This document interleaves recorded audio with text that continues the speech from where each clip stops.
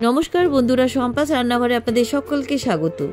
অনেক তো chicken mutton stew খেয়েছেন, আজকে আমি আপনাদের বানিয়ে দেখাচ্ছি মাছের স্টু।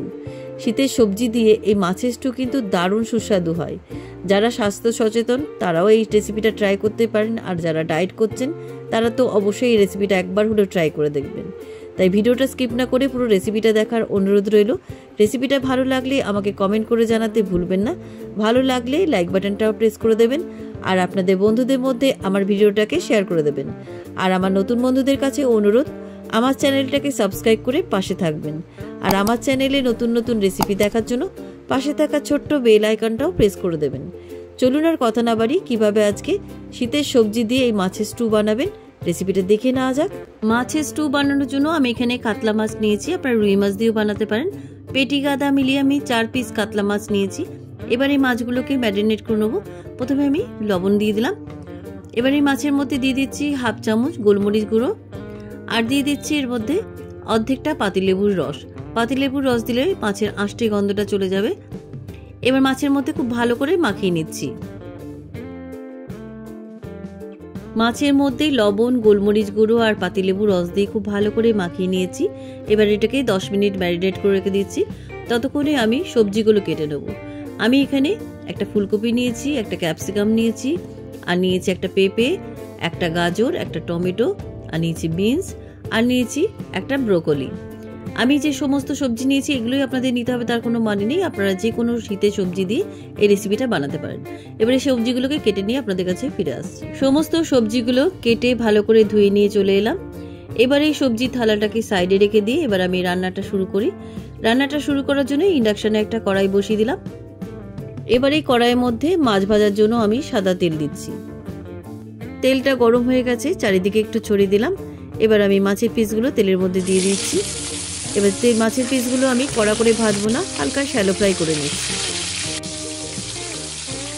মাছের পিসগুলোর একটা পিস হালকা ভাজা হয়ে গেছে, উল্টো পিঠটাও ভেজে নিচ্ছি।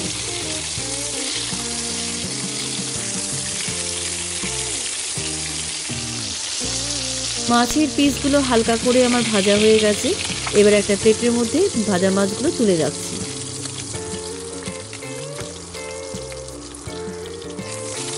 সবকটা ভাজা মাছ আমি তুলে নিলাম। এবার এই মাছ ভাজা তেলের মধ্যে আমি দিয়ে দিচ্ছি 1 টেবিল চামচ বাটার। বাটারটা কম আছে, আমি একটু মেল্ট করে নিচ্ছি। বাটারটা মেল্ট হয়ে যাওয়ার পর আমি এর মধ্যে ফোড়নে দিয়ে দিচ্ছি 1 টিস্পুন গোটা গোলমরিচ, আর দিয়ে দিচ্ছি 2টো দারচিনির টুকরো, 4টে লবঙ্গ, আর 4টে ছোটো এলাচ। ফোড়নটা তেল আর বাটারের মধ্যে একটুখানি ভেজে নিচ্ছি। ফোড়নের সুন্দর গন্ধ বেরিয়ে গেছে। এবার আমি এর মধ্যে দিয়ে দিচ্ছি একটা বড় সাইজে স্লাইস করে কেটে রাখা পেঁয়াজ কুচি। পেঁয়াজ কুচিটা আমি হাই ফ্লেমে একটু ভেজে নিচ্ছি। পেঁয়াজটা হালকা ভেজে নেওয়ার পর আমি এর মধ্যে দিয়ে দিচ্ছি 1 টিস্পুন আদা বাটা, আর দিয়ে দিচ্ছি হাফ টিস্পুন রসুন বাটা। আদা রসুনের কাঁচা গন্ধ চলে যাওয়া পর্যন্ত আমি পেঁয়াজের মধ্যে আদা রসুন বাটাটা একটু ভেজে নিচ্ছি। আদা রসুনের কাঁচা গন্ধ চলে গেছে। এবার আমি এর মধ্যে প্রথমে পেঁপে আর গাজরগুলো দিয়ে দিলাম।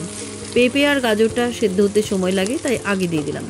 একটু ভাজা ভাজা হয়ে আসার পর আমি এর মধ্যে সমস্ত সবজিগুলো দিয়ে দিলাম। সমস্ত সবজিগুলো দেওয়ার পর আমি হাই ফ্লেমে 2 মিনিট ভেজে নিচ্ছি।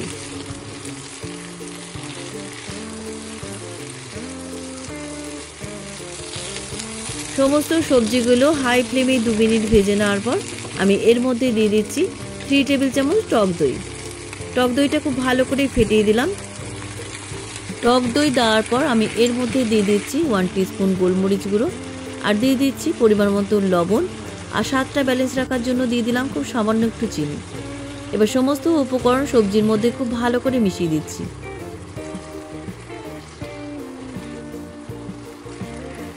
সবজির মধ্যে সমস্ত উপকরণ ভালো করে মিশিয়ে দেওয়ার পর আমি এর মধ্যে অল্প একটু কড়াইশুঁটি দিয়ে দিলাম।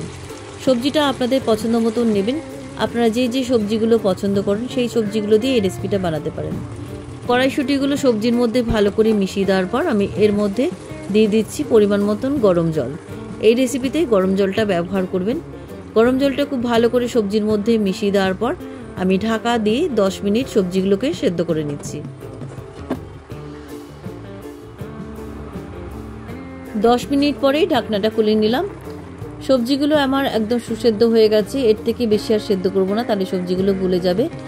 এবার আমি এর মধ্যে আগে থেকে ভেজে রাখা মাছের পিসগুলো দিয়ে দিচ্ছি। সবকটা ভাজা মাছ আমি স্টুয়ের মধ্যে দিয়ে দিলাম।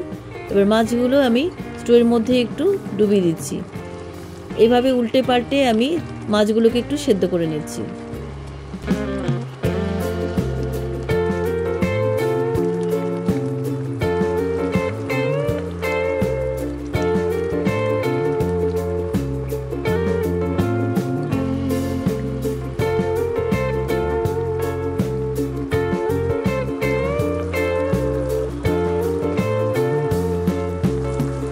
রান্নাটা আমার কমপ্লিট। এবার ইন্ডাকশানে সুইচ অফ করে নামিয়ে আমি মাছের স্টু সার্ভ করছি। কেমন লাগলো আজকের মাছের স্টু রেসিপি? আপনারাও বাড়িতে শীতের সবজি দিয়ে এইভাবে একবার মাছের স্টু বানিয়ে খেয়ে দেখুন। খেতে কিন্তু দারুণ সুস্বাদু হয়। যারা ডায়েট করছেন তারাও এই রেসিপিটা ট্রাই করতে পারেন। বাচ্চা বড় সকলেই এই রেসিপিটা খেতে পারেন। রেসিপিটা কেমন লাগলো আমাকে কমেন্ট করে জানাতে ভুলবেন না। ভালো লাগলে লাইক বাটনটা প্রেস করে দেবেন আর আপনাদের বন্ধুদের মধ্যে আমার ভিডিওটাকে শেয়ার করে দেবেন। আর আমার নতুন বন্ধুদের কাছে অনুরোধ, আমার চ্যানেলটাকে সাবস্ক্রাইব করে পাশে থাকবেন। আর আমার চ্যানেলে নতুন নতুন রেসিপি দেখার জন্য পাশে থাকা ছোট্ট বেল আইকনটাও প্রেস করে দেবেন। আজ তাহলে চলি, আবার একটা নতুন দিনে নতুন রেসিপি নিয়ে আপনাদের কাছে চলে আসব। সবাই ভালো থাকবেন, সুস্থ থাকবেন। ধন্যবাদ।